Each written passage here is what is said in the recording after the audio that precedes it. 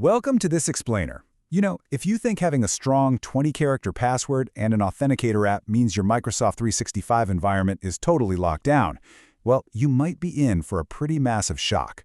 The truth is, traditional MFA is currently failing against a highly sophisticated new threat, and the wildest part, it's happening without anyone ever needing to steal your password. Okay, let's dive into this. We're basically going to map out the anatomy of a complex, coordinated digital heist today. We'll start with the zero-password threat, move into the Phishing-as-a-Service syndicate, dissect the anatomy of the attack, look at the post-compromise pillage, and finally, wrap up with hardening the identity perimeter.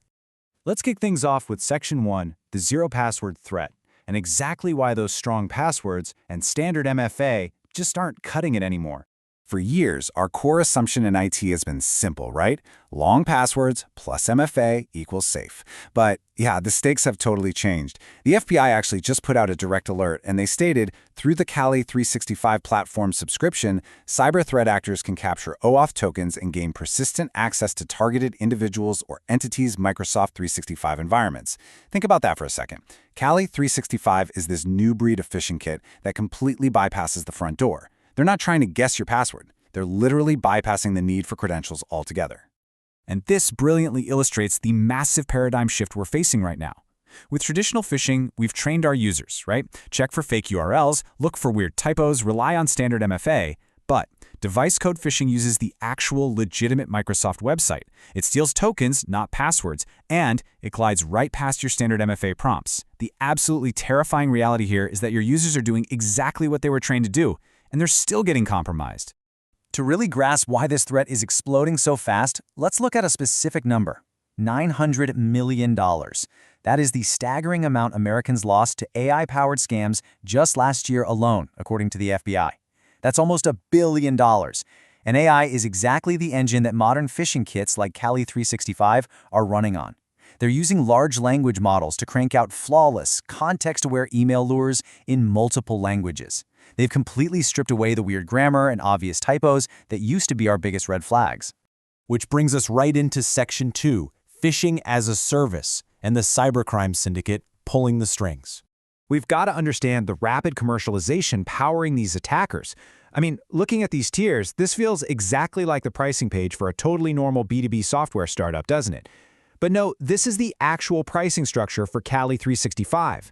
They operate exactly like a SaaS company. They've got subscription tiers. They've got 24/7 customer support, the whole shebang. For just $250 a month, a complete novice can grab the monthly pro tier and get AI-generated lures and token capture. Or for $2,000 a year, the annual enterprise tier gives them automated business email compromise drafting. This drastically, and I mean drastically, lowers the barrier to entry for criminals. You don't have to be a master hacker to steal Microsoft 365 accounts anymore. You just need a credit card. Moving right along to Section 3, Anatomy of the Attack, where we're going to dissect this con step by step. Now, what's really interesting about this is that the core mechanism attackers are using is actually a completely legitimate Microsoft feature. It's called Device Code Flow. If you've ever, say, logged into a streaming app on your smart TV by typing a little code in your mobile phone, you've used this exact flow. It's built for input-constrained devices, like printers or TVs, to basically borrow an authenticated session from a device that actually has a web browser.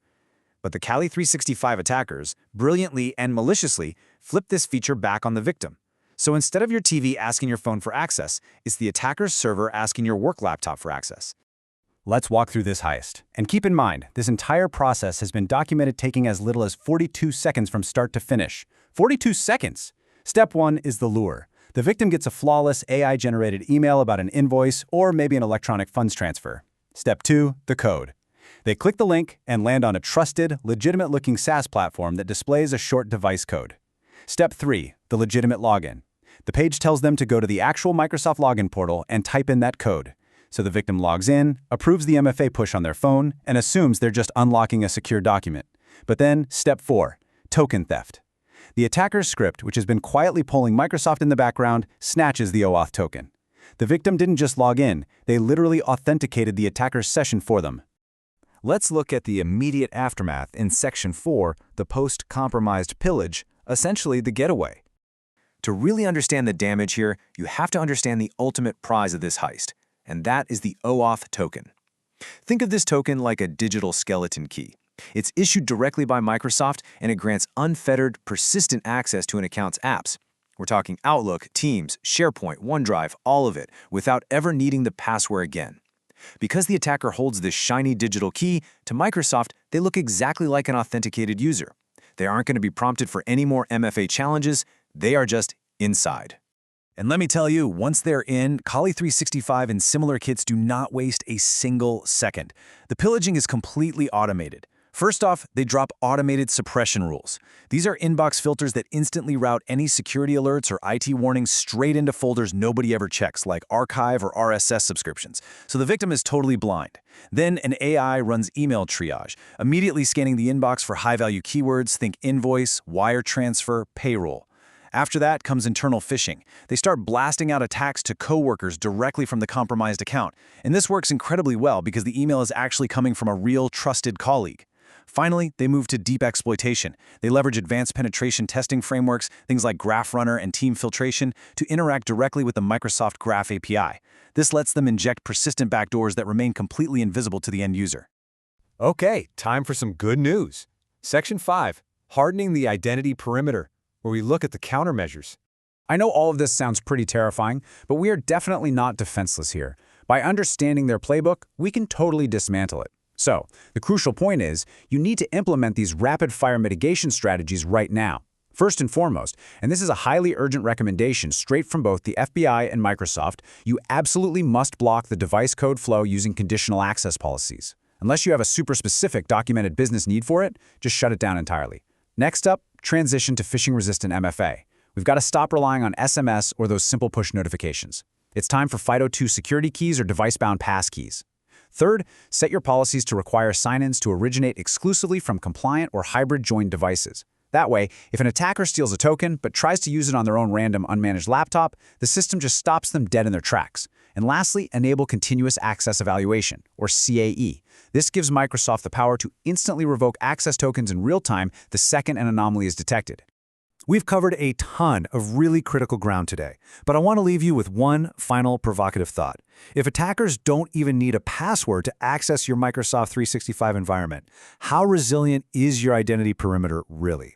The Kali365 heist proves that static credentials and standard MFA just aren't going to cut it anymore. We have to adopt a true zero-trust architecture, where identity is being continuously verified. Thank you so much for hanging out and exploring this critical explainer with me. Stay vigilant, go check those conditional access policies today, and I'll catch you next time.